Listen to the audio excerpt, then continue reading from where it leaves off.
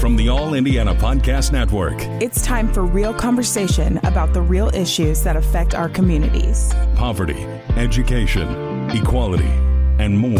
This is Real Talk. Real Talk with Reverend Charles Harrison. Welcome to Real Talk on the All Indiana Podcast Network. I'm Reverend Charles Harrison, and on this episode, has the violence in Indianapolis taken a turn for the better? Well, let's talk about that in 2025. Are we seeing signs that violence in Indianapolis is taking a dramatic decline? The Sleep Number Smart Bed is the best bed for couples, and there's a good reason for that. Only Sleep Number Smart Beds let you choose your ideal comfort and support on your side of the bed. Firmer or softer on either side. Sleep Number does that. Perhaps you want your side cooler, and your partner wants their side warmer. Sleep Number does that too. You choose what's right for you, making it the best bed for the both of you. The Sleep Number Smart Bed will even automatically respond and adjust to your movements to help you sleep comfortably all night long. Your smart bed will even learn how you sleep and provide you personalized insights to help you sleep even better. Why choose a Sleep Number Smart Bed? So you can choose your ideal comfort on either side. And now, save 40% on the new Special Edition Smart Bed. Ends Monday. Shop a Sleep Number store near you. See store or sleepnumber.com for details.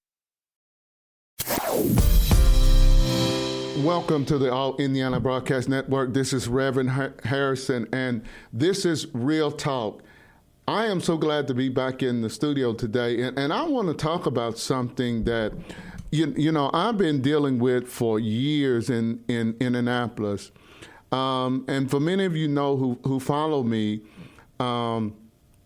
I am the board president of the Indianapolis 10-Point Coalition, which is a faith-based group in the city comprised of about 15 churches that for the last 26 years has taken on the issue of addressing the issue of violence in our city, particularly urban violence, as it impacts young men of color between the ages of 12 and 24 years old.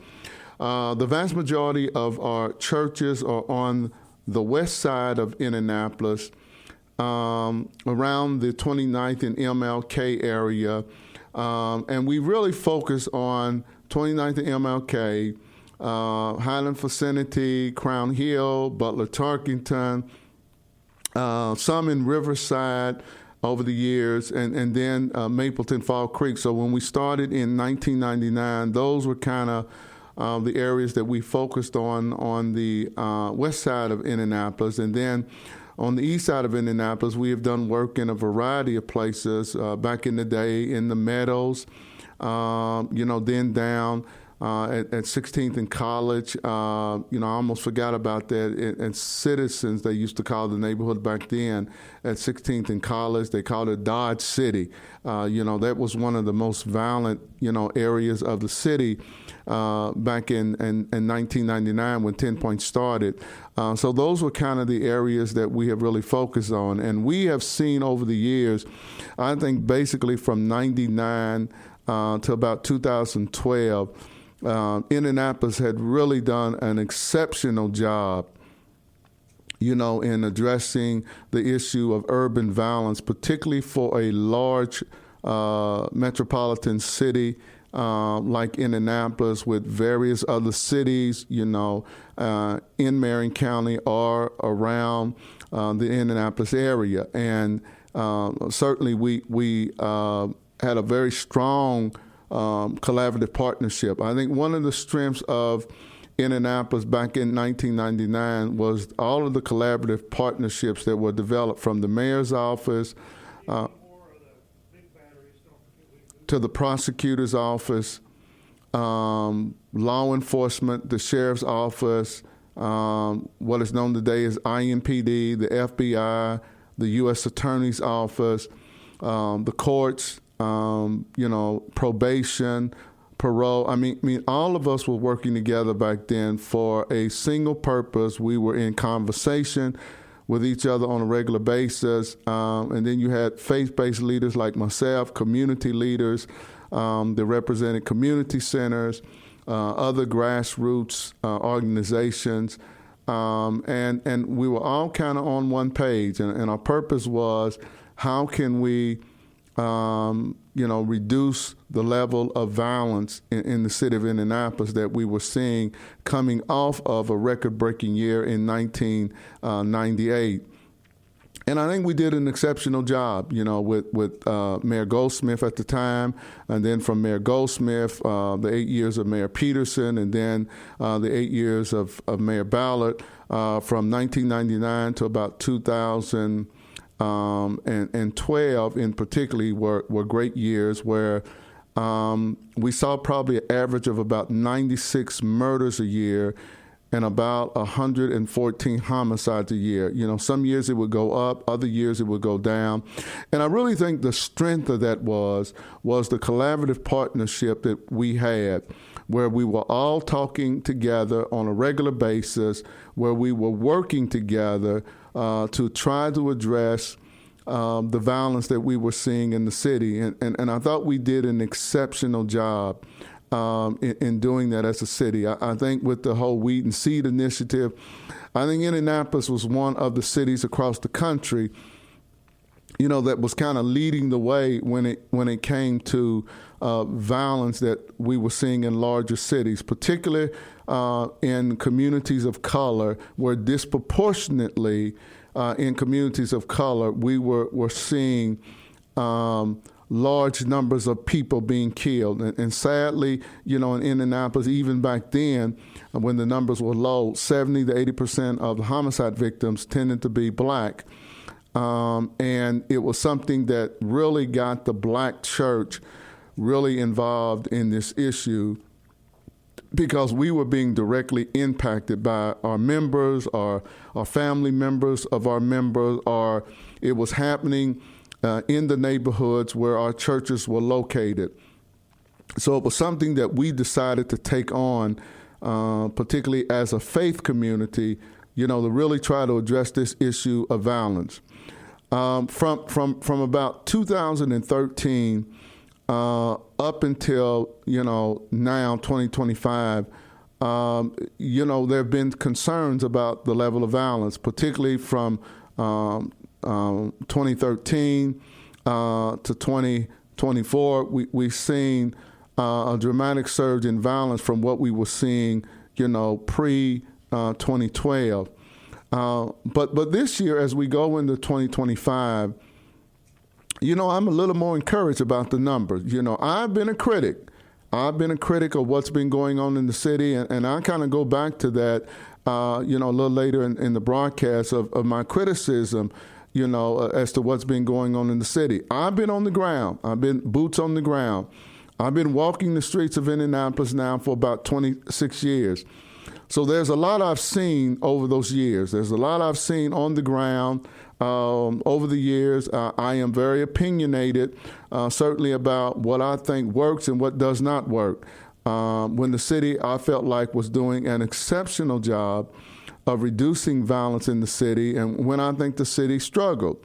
Right now, in 2025, I'm really encouraged. I'm encouraged. I'm encouraged that I think we seem to, for right now, we haven't quite made it through 2 months yet, but for the first 52 days of the year, I am a little more encouraged about this year. It's a different feel out there so far than what we have experienced, particularly for the last 10 years, from about 2015 to 2024, when we have seen record-breaking violence in the city. It has been the highest level of shootings, stabbings, and homicides that Indianapolis has experienced in its history.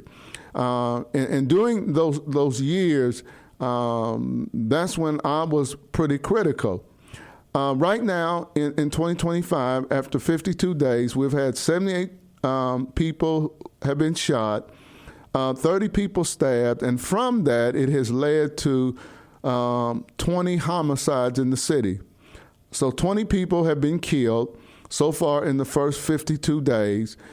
And based on the first 52 days, and we try to measure this, based on where we are, how many homicides we are experiencing in the course of a week, in the course of a month, it helps us somewhat project what those numbers may be at the end of the year, though those numbers will go up and down based on what's happening that week or that month.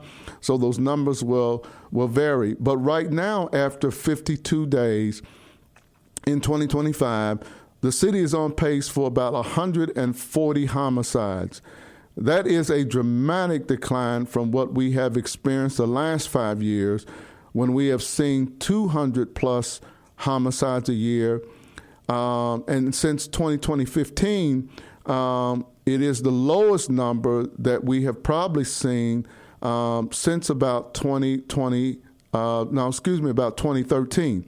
So 140 homicides is probably the number we experienced around 2013. That is very encouraging. It is very encouraging for right now. And I know we're still in the winter months, and a lot of people, when I've been posting this, have been saying, well, Reverend, it's cold, so we don't have as many homicides when the weather's cold. That has really not been true over the last 10 years. Over the last 10 years, the numbers that we have experienced in January and February has been concerning.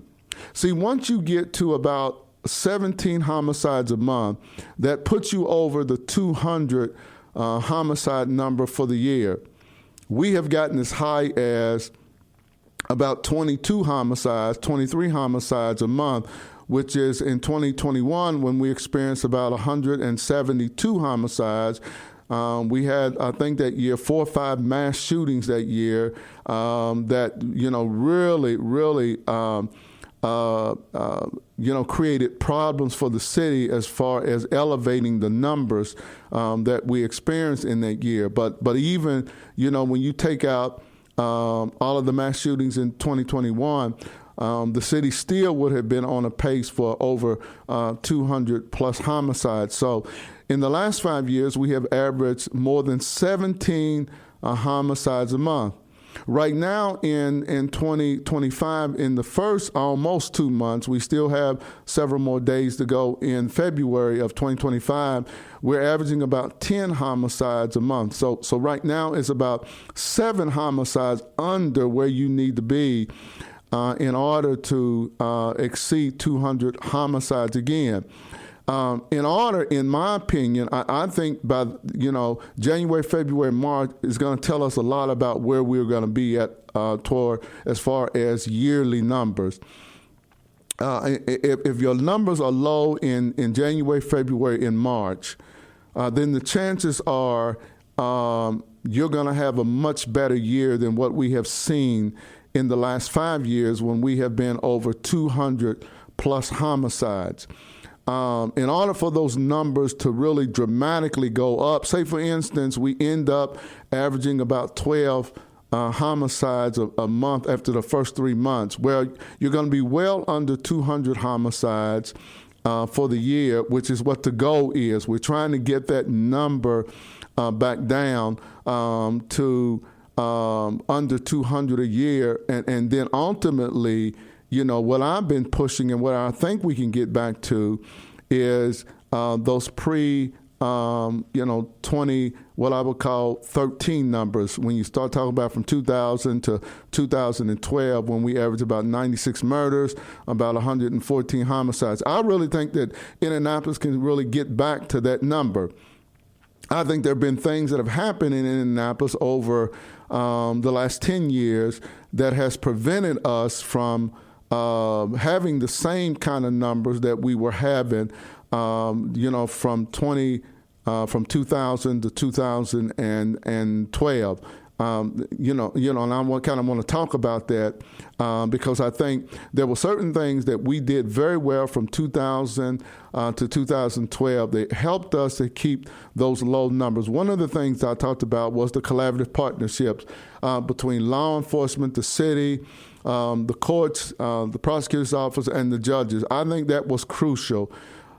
in the success that we were having in the city, because when we were having those weekly, monthly meetings, we were identifying hotspot areas in the city, hotspot individuals or hot groups or hot individuals in the city. So we will identify whether it be a drug dealer, drug dealers, whether it be gangs or cliques in neighborhood that was a threat to the peace or causing the violence, or what some people would call, when we say hot people, who the shooters were.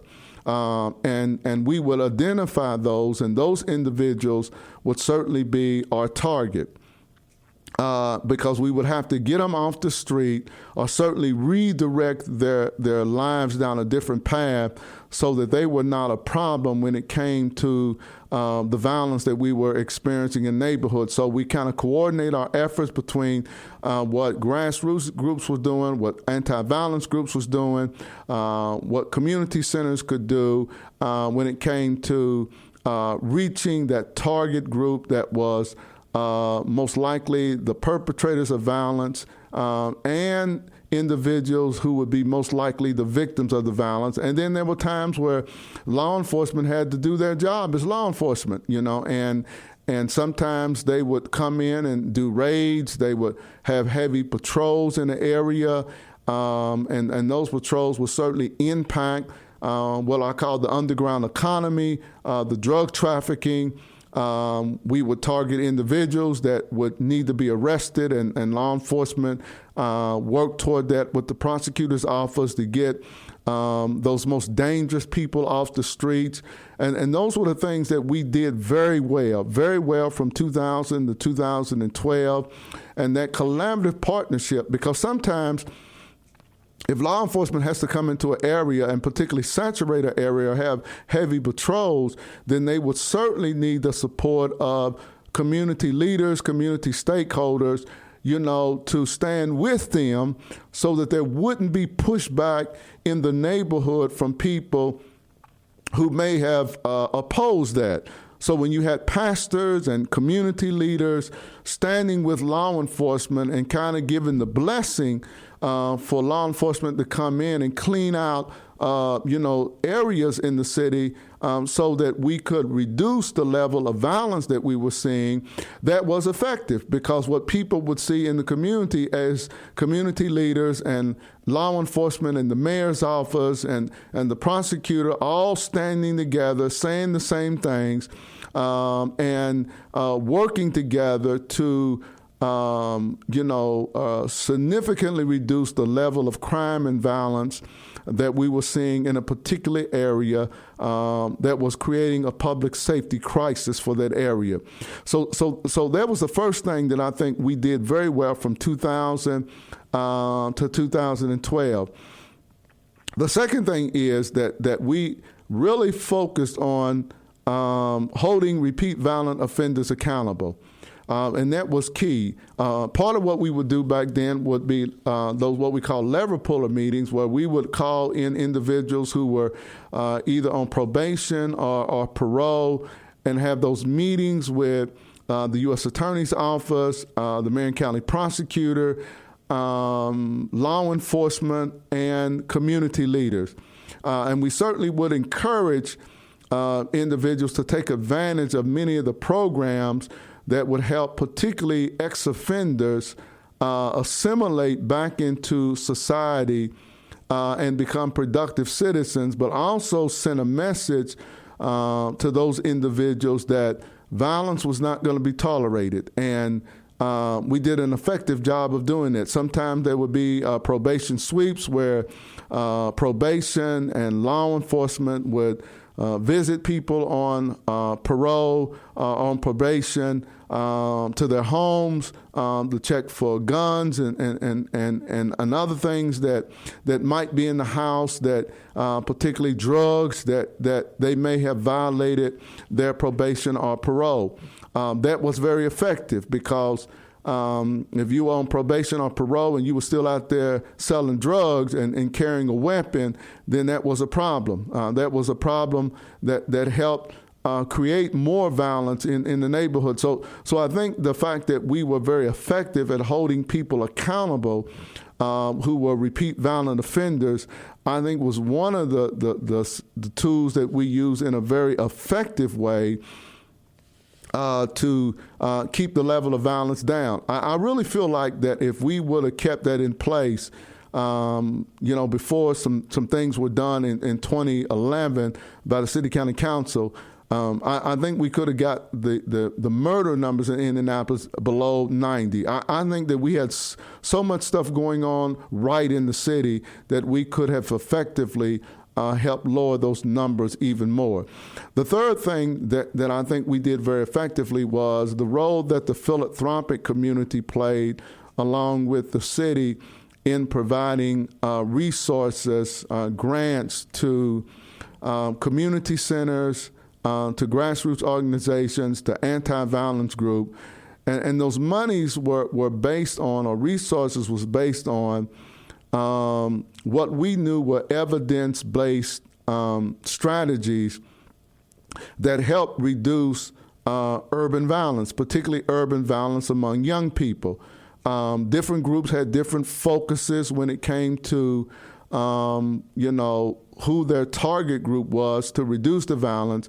But I think that the philanthropic community and the city did an effective job of identifying community centers, grassroots organizations, and anti-violence groups that were doing very effective work in areas of the city that we were experiencing the highest level of violence, particularly within the urban core, where we were seeing the greatest level of violence. And we knew that there was about 6 or 7 zip codes or areas that we were getting the vast majority of the shootings, the stabbings, the homicides, and the criminal homicides. And we really focus on those areas and trying to provide resources to those evidence-based initiatives that we knew were effective in helping to reduce violence.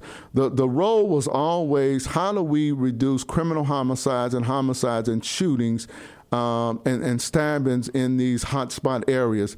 And that was always the focus. And in doing that, we had groups that directly dealt with those individuals who were most likely to be either the perpetrators or the victims of violence.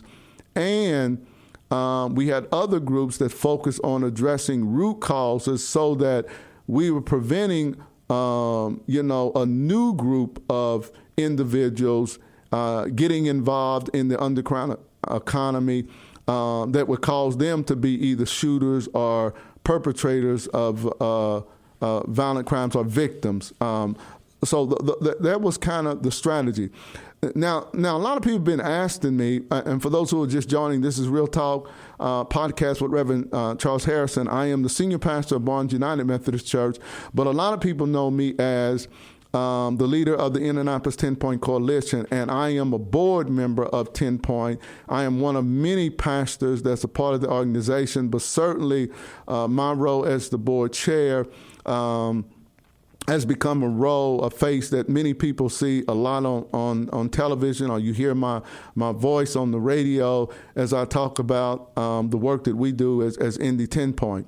But people have really been asking me, well, what's the difference? Because I post these numbers, on a weekly basis as to where we are. So what has happened in 2025 that we have really seen a dramatic decline in shooting, stabbings, homicides, and criminal homicides, so that now we're on a pace for at least the first 52 days for under 200 homicides. I think there's a couple things that are going on that is leading to our success, and I think we tried to point to it, myself and Rick Snyder, who is the president of the FOP 86 in a press conference that we did in downtown Indianapolis in 2019. We had just had a mass shooting downtown in front of the mall downtown. 6 individuals were shot. Many of those involved were juveniles. And one of the things that me and Rick Schneider tried to emphasize, and certainly Rick brings the perspective from law enforcement, IMPD. I bring the perspective from 10 Point and other groups in the city who have boots on the ground. And groups like 10 Point, we're in the neighborhood, we're on the ground. It is those things that we see almost on a daily basis when it comes to these hotspot areas and what's kind of driving the violence. So groups like 10 Point, we can probably tell you in the hotspot areas who the individuals are that are most likely to be the perpetrators of violent crimes or the victims. We know the groups, whether they be gangs or cliques, that may be a problem in an area, or it may be a drug dealer or drug dealers that are a problem. We say there's another group which we call the stick-up boys. Those are the individuals that are most likely to be the robbers, and normally they're trying to either rob a drug dealer or a drug house, and that's going to cause a problem. I mean, if you're going to go in and rob a drug dealer or a drug house, then it's going to lead to drama. It's going to lead to drama. More likely, it's going to lead to violence. Even if you got away with the robbery, if they know who you are, then they're going to come and get you. A lot of times, the robbery would lead into a shooting. Either the drug dealer or the people in the house where the drugs would end up shooting the individuals that were trying to rob them, or the people who were people who were doing the robbery shot the people inside who had the money or the drugs. We brought that perspective when we did the press conference in 2019. Downtown, myself and Rick, he brought it from the perspective of law enforcement. I came from the perspective of grassroots organizations and anti-violence groups. And we could see back then that there was, a proliferation of guns in the hands of people who lawfully should not have had those guns, whether they be juveniles or felons. And the other piece that we were concerned about was the lack of accountability for repeat violent offenders. And there were a lot of initiatives that were happening in the city, particularly the initiative of repeat violent offenders that were on home detention with the ankle bracelet. And a lot of those individuals who were on home detention or with the ankle bracelet were really not doing what they were supposed to do. Many of them, even though they had the ankle bracelet, were still out in the street involved in criminal activity. Many of them were still carrying guns, they were still selling drugs, or whatever criminal activity that they were involved in prior to being arrested. And certainly that was a concern that we had. We also had a concern of, the low bail. When people were arrested, the bond was so low, either low bond or no bond, and people were getting right back out on the street.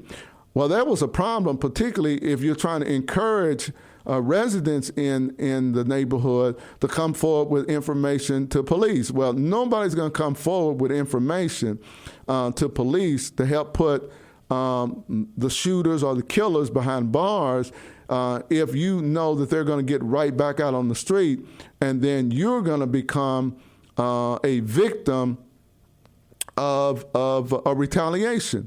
And those were the things that we started seeing happening really, starting in about 2012, up and through, I think, this year. Our major concern was that the courts and the prosecutor's office was not doing a very good job of holding repeat violent offenders accountable. It was kind of the catch and release. That's what we kind of call it, catch and release. They were being arrested by IMPD, and they were right back out on the street. So those were the things that we felt like was creating a problem on the streets of Indianapolis that was leading to the surge in violence. So we had already seen a surge in violence that led to what we had about 4 in a row years from 2015 to 2018, 2015, 16, 17, 18. The city had 4 consecutive years of breaking criminal homicide records. And then in 2019, we didn't break a criminal homicide record, but it was still one of the highest years for homicides in the history of the city. And since then, the city just saw the violence escalate to, by 2020, which what me and Rick Snyder saw, we saw that the violence was going to increase, and we were right on target. We were right on target in our prediction that even though we were experiencing about 170 plus homicides, we saw that number exceeding 200. And when we did that press conference in the fall of 2019 downtown, we knew that the city was in trouble and was going to experience a second surge in violence, and that's what happened. In 2020, the city experienced 200 plus homicides, and we have experienced that since. But this year, I'm more hopeful because I'm not seeing as many repeat violent offenders on the streets when I'm out with 10 Point, and I'm getting that from the OGs and patrol teams of 10 Point. They are sharing with me that they are not seeing guys that they know who are repeat violent offenders on the streets now in the numbers that they were even a year ago. And I think that is good. I think that if we're going to get our hands around it, then we certainly have to hold the shooters and the stabbers accountable. And we got to get those individuals off the street. If you're not trying to do right and you're still trying to be in the game and you're still trying to live the thug and the gangster lifestyle, then we got to get you off the street. We cannot have you in these high crime neighborhoods as an individual who is lighting the match to the fire and causing that area that you are in to burn with violence. We just cannot have that. We cannot have people who feel like that they can commit violent acts of crime and they're going to get away with it, that they're not going to be held accountable. And I think we're starting to do that. I think we're starting to do that now. And I think if we continue to do that, the homicide number can be under 150 or lower this year. If we do that. I know we're coming into the warm months starting, particularly in another couple of months, and then the summer months. But if we can keep repeat violent offenders off the streets, then we're certainly going to be under 200 homicides in 2025. But we can make a real significant difference, and we can see a significant decline in the number of people that are being murdered and just killed, because someone had to shoot and kill someone because of self-defense, because they were involved in some kind of criminal act against someone,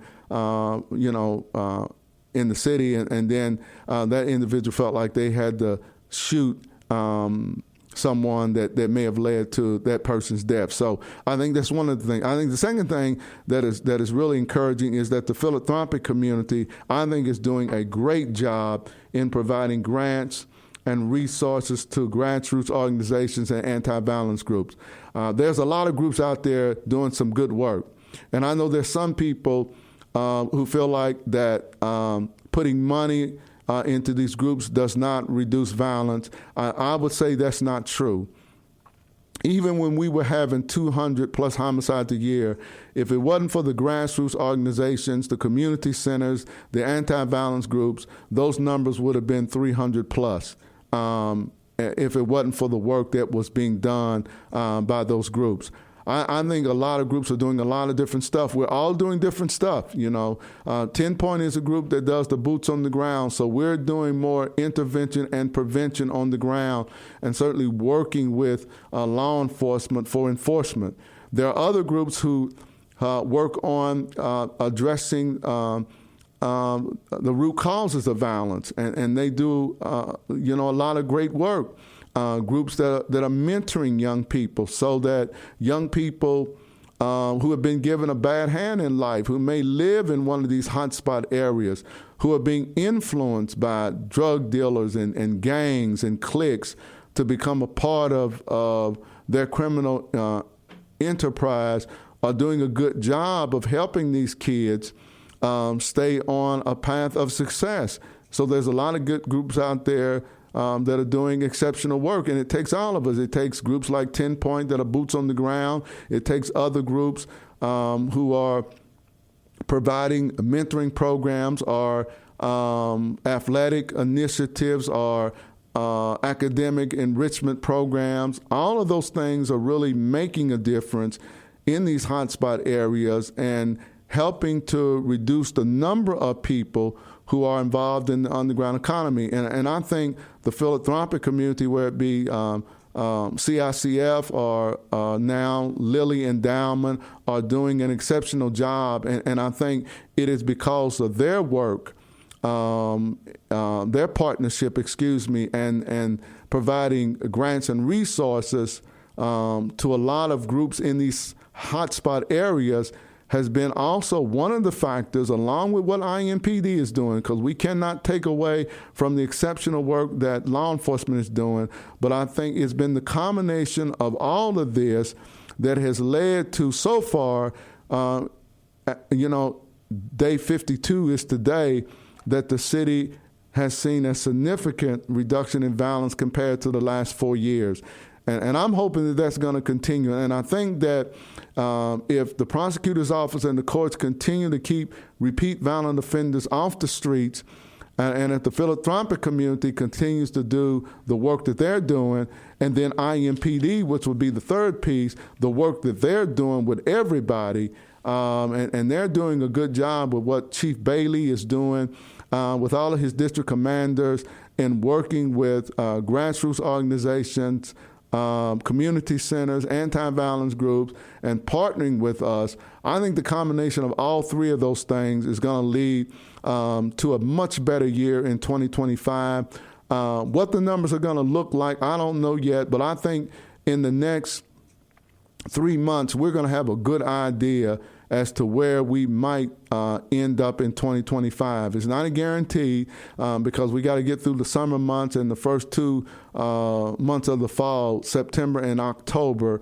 because normally starts to slow down again by the time we get to mid-November. But I certainly think that in the next couple of months, we're going to have a better idea where we may be at the end of 2025 and kind of what the feel is in the city.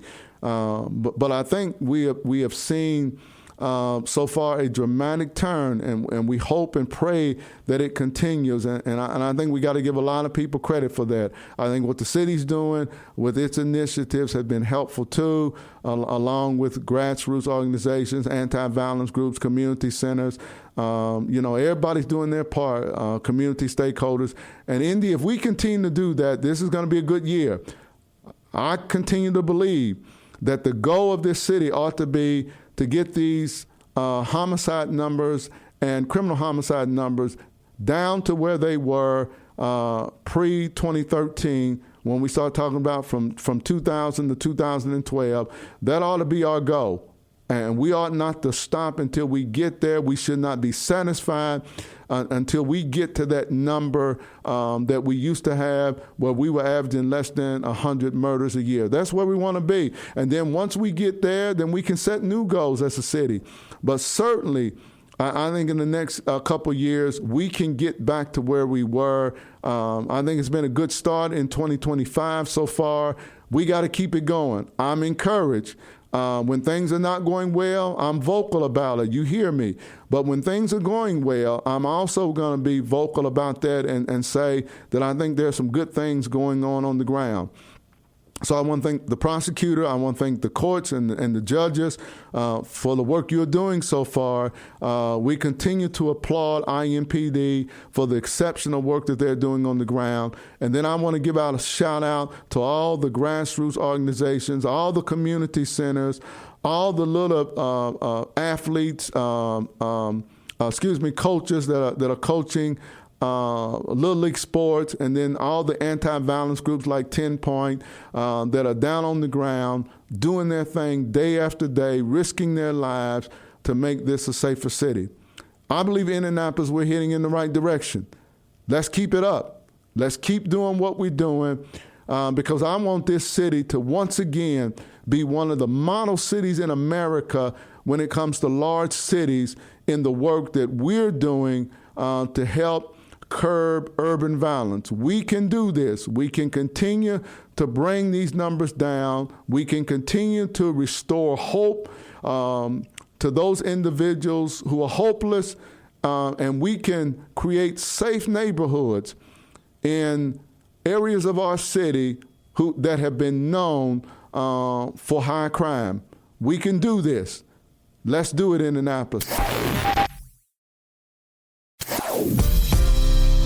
This has been Rev Harrison on Real Talk, and I hope that you have enjoyed this conversation that I've had today concerning violence in Indianapolis.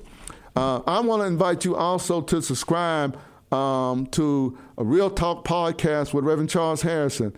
And when you listen to this podcast, I ask that you subscribe and share it on Facebook and Twitter so that more people can hear this podcast and we can continue to have real talk about the real issues that affect us here in Indianapolis, that affect us in the state of Indiana, and affect us nationally. This is Rev Harrison. Have a blessed and awesome day. Peace. This is Real Talk with Reverend Charles Harrison. Be sure to like and subscribe to this podcast. And be sure to check out other great podcasts on the All Indiana Podcast Network. Online now at allindianapodcast.com.